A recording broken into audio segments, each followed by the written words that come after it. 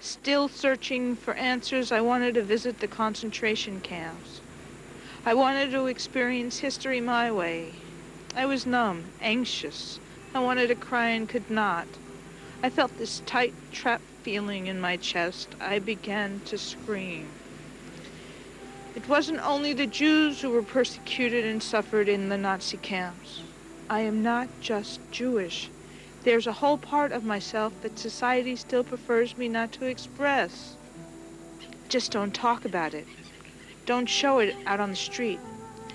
If you must, for God's sake, keep it behind a closed door and never put it in people's faces. In each camp, I looked for the pink triangles. Where did they keep the homosexuals, I wondered. And finally, in Mauthausen, I found Blockade 16, where the Nazis housed the homosexual men. But what about the women? Didn't lesbians wear pink triangles too? This began my search for the history of lesbians in the camps. I read books, contacted many organizations having to do with survivors of the Second World War. I found women that were lesbians and bisexual who survived, and I talked to them. And I talked and talked to women in both East and West Germany, Holland, England, Sweden, Austria. Many who survived are now dead or dying. The very few who are alive refuse to come forth and tell their story. Every time I run into a dead end, I feel like the Nazis won the war. This part of history has never been written before.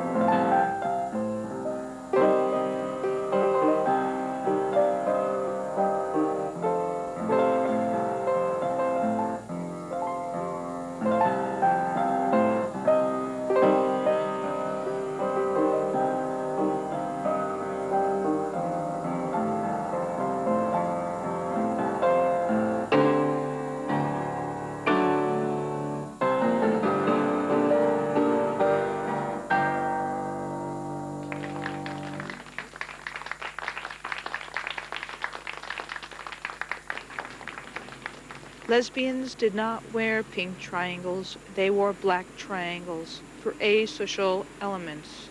They were grouped with prostitutes.